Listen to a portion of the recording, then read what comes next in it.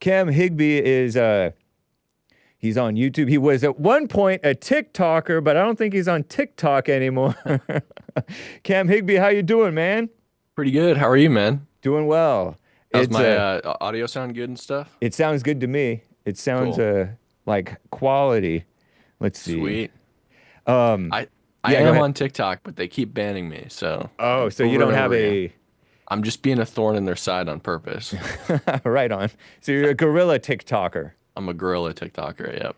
You're doing a I brought you on in part because you're doing a documentary or you finished a documentary putting that out soon here. Yeah, it's finished, yeah. We're gonna put it out soon. We didn't put it out initially my goal was to put it out before the election, so I finished it before the election, but then we kind of decided that everything was too muddled, and if we put it out before the election, it would just get overlooked. Oh yeah. So we're gonna put it out sometime soon when everything kind of chills out and the water is still a little bit. Right on, man. And what is it about? So it's about the border. Is that my phone?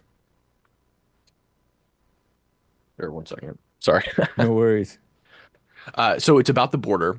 So I went down to Del Rio, Eagle Pass, in Brackettville, Texas, and we just toured the border. I did some ride-alongs with sheriffs, did lots of interviews. I interviewed the former mayor of Del Rio, Texas, about some of the border struggles that he faced. He's a Democrat, a gay Democrat, who is very sympathetic to Trump and very against Biden, because of the challenges he faced while he was mayor of Del Rio. So he was mayor during the freeze, he was mayor during COVID, and he was mayor during their big Haitian migration, they call it, Wow. where tens of thousands of Haitians just jumped the border and parked themselves underneath the international bridge in Del Rio, Texas. And so he basically got almost no aid from the Biden administration. Uh, the federal government was during the freeze attempting to dump migrants into his community when the shelters were closed and he didn't even have enough resources to feed his own people.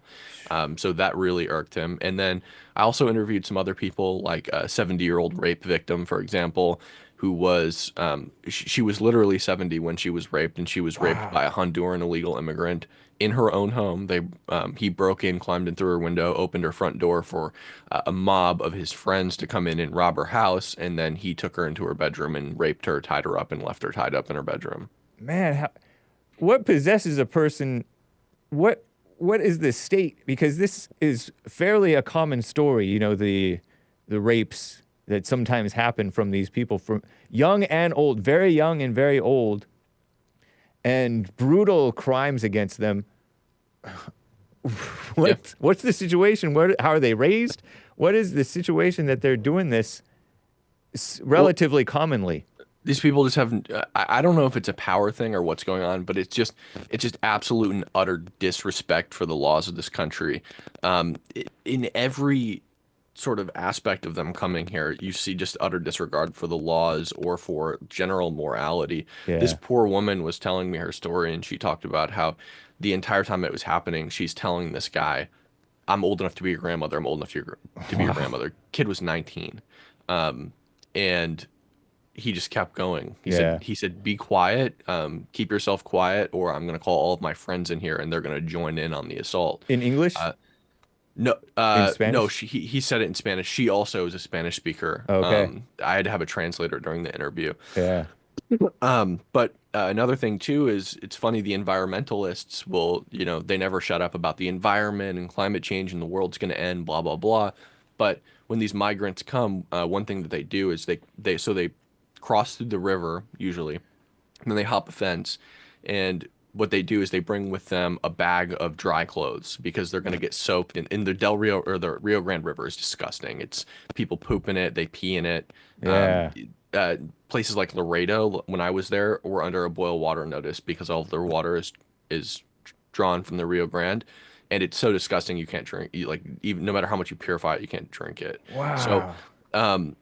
they cross that, and because they don't want to get sick, and because it's cold, obviously at night, they shed their clothes and they just leave all of those. You'll find giant piles of clothes just discarded on the side of the road because huge caravans of people will come over and they'll just leave their trash wherever they all decide to stop and take all their clothes off, and Yeah. then they change into their dry stuff. You know, there was a sheriff Joe Arpaio, he said maybe 10 years ago during the Obama administration when all these unaccompanied alien children were crossing and others, he said, we're the most powerful country in the world and we can't stop these people from coming across the border illegally. I don't buy it. There's something going on. And I feel like it's the government wants this to happen and they downplay the reality of the situation. And it's like shocking hearing this type of stuff that's going on. It's out of Yeah. control.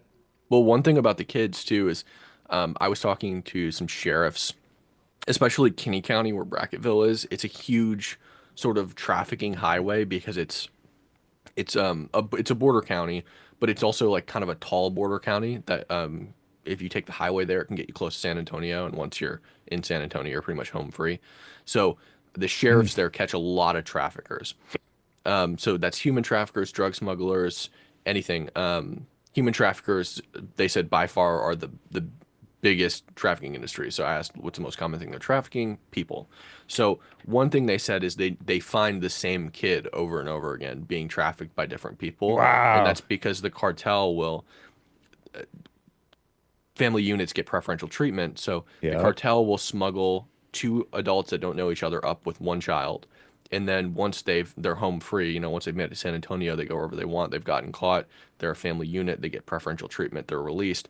They send that kid back down to Mexico and they smuggle it back up with two different adults. So Wow. they'll just see the same kid cycled over and over and over and over again. Yeah. That's wild because you hear you see the people, I don't know if you do, but people on Reddit, people in real life everyday stuff, we're like naive liberals, we liberals, if you want to call me a liberal, because I'm thinking that people are generally honest, and they're not. They just take advantage of the people, the country that allows itself to be taken advantage of, and it ends up harming kids, women. Like Trump said, they're rapists. Like there was some numbers that came out from liberal outlets that 80% of women who come up get raped. I don't know if those numbers are real, but he Yeah, well, said somebody's doing it. yeah, you're almost okay. So every aspect of border crime and illegal immigration is controlled by the cartel. That's why you're seeing so much rape. It's because the majority of illegal immigrants aren't rapists, but the problem is that in order to get here, you need cartel help. So Right. you got to think about the Texas desert or the Arizona desert. Super hard to traverse, especially during the summer. If you don't have a guide, you're gonna die because it's so hot. And you also don't know where law enforcement is. You need to be able to evade law enforcement. And in order to do that, you need a guide, which also causes almost every illegal immigrant to become a slave of the cartel because that costs thousands of dollars. Usually, what it's going to require is a guide to get you into the United States. And then the cartel is going to need to pay somebody, usually an American high school kid, to drive his car down to the Wow. border, pick you up, shove you in your car, throw the kid a couple $1,000s, drive you up to San Antonio. That costs a lot of money, and the illegal immigrant doesn't have that money. So the cartel says, dude, it's fine. Don't worry about it. You don't need to pay us, but you're going to owe us. And then when they get to the U.S., the cartel forces them to work and pay the money to the cartel. And what the sheriffs told me is that if they don't pay the cartel, their debt, which is a never-ending debt and never goes away, Wow. they kill them or they kill their families in Mexico. So they're slaves essentially, Yeah. and the cartel has their hand in every aspect of illegal immigration. Very seldom are you going to find an illegal immigrant that's crossing, on their own. That's interesting, man. What's the name of your documentary and when is it coming out? It's called Unlocked. We don't have an official release date yet, but probably here in the next couple of weeks. And it's called Unlocked because we literally found it unlocked gate, Wow. just right on the border in town in Del Rio. Totally unlocked. And not only was it unlocked, but the doors to the gate were so far apart, you can literally just walk through it. And we're talking standing 10 feet from the Rio Grande River. Yeah, So, you know what? Sometimes over the years, I've forgotten to lock my car doors, or one time my mother forgot to lock, when I was a kid, forgot to lock the garage door. yeah. And actually, fortunately, I've never had my car broken into or opened and rustled through. But my mother, actually an illegal, came into our door the one time she forgot to lock the door. And my dad, I guess, didn't check either. And he went into every single bedroom looking for a place to sleep. And he was looking for the parents. and well, we think he was an illegal, and he was my dad was like, get out of here, get out of here, get out. He eventually was a peaceful illegal, and he just wanted to indicate that he wanted to sleep in our van for the night. And so my dad Wow. put him in the back of his truck because there was like it was a carpeted bed. And so he let him sleep in the bed of his truck. And we had the Mexican who lived across the street, a guy who could speak Spanish, talk to him and figured out that he was probably Guatemalan, even though he said he was Mexican, because he was asking them these questions about cuisine and stuff.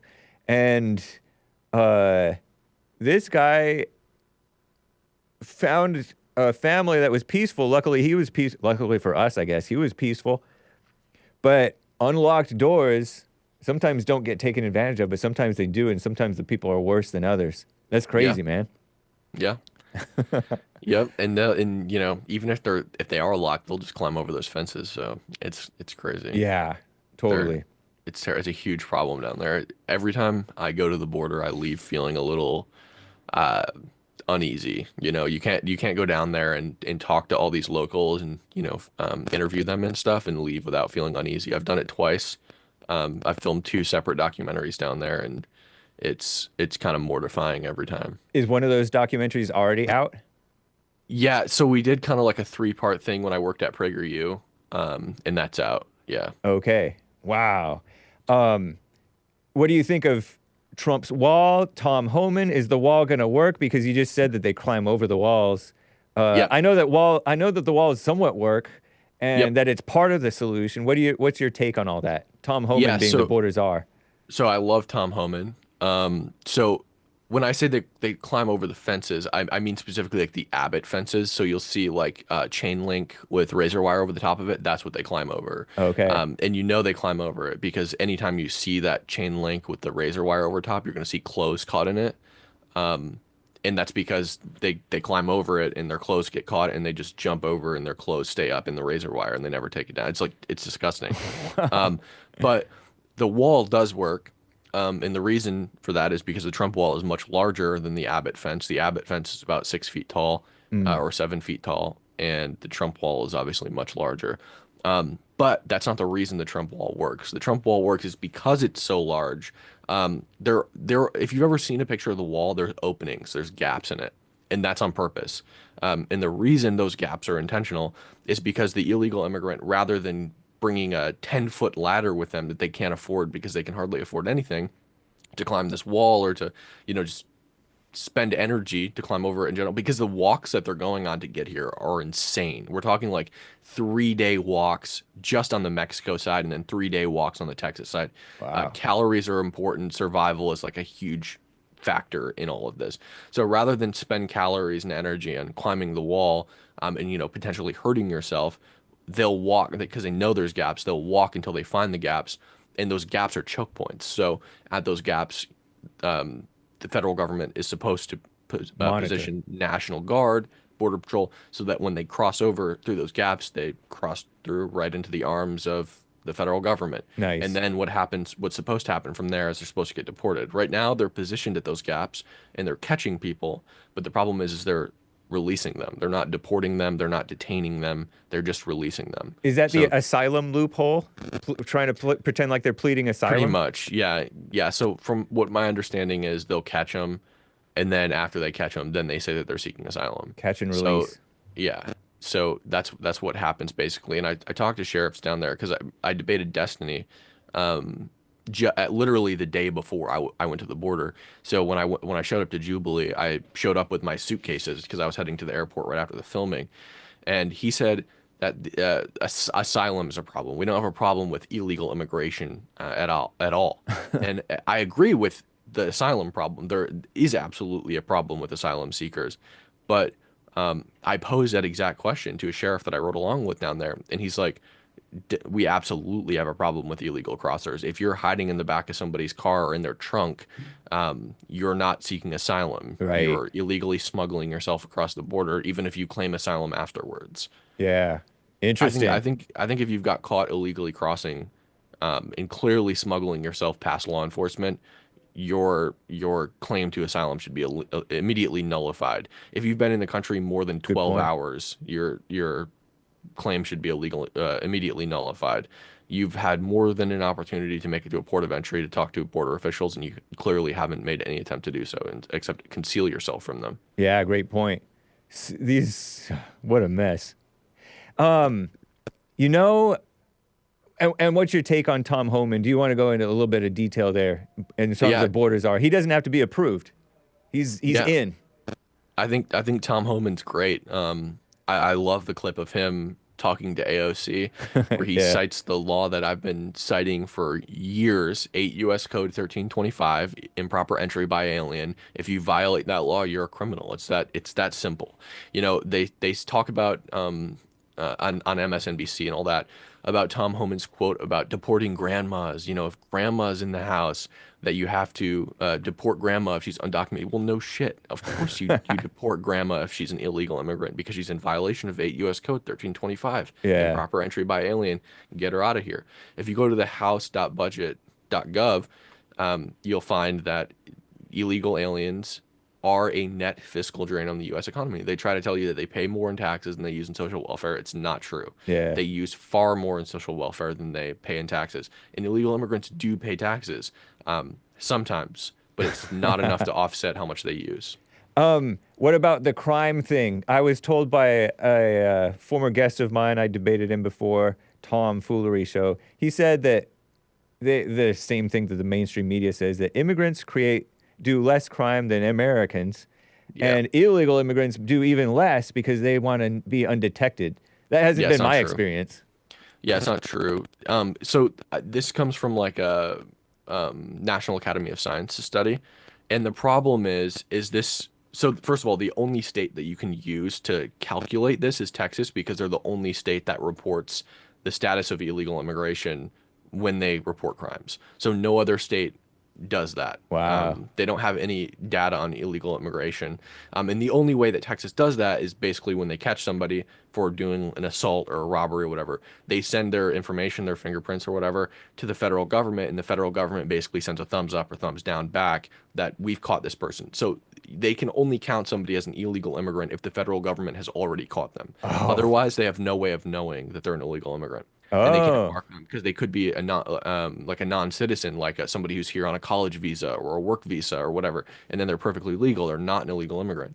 So they have no way of knowing other than if the federal government has previously caught them for a border crime. So that immediately eliminates a huge swath of illegal immigrants and skews the data. Yeah. But if you look at the National Academy of Sciences study, there's huge. First of all, they only use felony arrests in their sample, and there are huge swaths of that felony arrest data completely eliminated, seemingly for no reason. They don't explain why it's not there. It's just not there. So that skews the data a little bit too. But what's interesting is if you zoom in, Texas is a huge state. There's a lot of people in Texas. There's a lot of counties with a lot of illegal immigrants, and there's a lot of counties with no illegal immigrants up in northern Texas. So if you take Texas and you specifically go to their, if you go to the Department of Public Safety and look at their border reports on specific counties like El Paso, like Kinney County, where I was, Del Rio, et cetera, et cetera. You zoom in on those specific counties and look at the border crime. Illegal immigrants commit way more crime than anyone else. So there are more arrests in Kinney County on illegal immigrants than there are people living in the county. In El Paso, despite being 50,000 people to the 850 total population of El Paso, they make up 50% of the crime. Wow. 50,000 to 850,000. 50% of the crime. They commit far more crime when you look at places where the sample size is actually, where there's actually like a dense population of illegal immigrants. You know, I've had illegal friends over the years that I grew up with somewhat, went to high school with, or at least, or after high school, that I worked with here in Southern California, LA area. And some of them I suspected were illegal or just were admitted that they were illegal according to them. And in that sample, personally, I knew that some of them were criminals of some sort. They were either selling drugs while working. They were working, but also selling drugs, drinking and driving, not necessarily That's a getting big caught. one. Yeah, It's a big one for them. Well, for why is some it? reason. I mean, they're into drinking, I guess. At least And the driving. Hispanic ones and driving. Yeah, they don't have their driver licenses. They don't want to go down to San Diego and do jobs because that's too close to the border. Yep. And some of them hate Trump. Some of them have come around, and I told one of them that racism doesn't exist. It's just an attack on whites.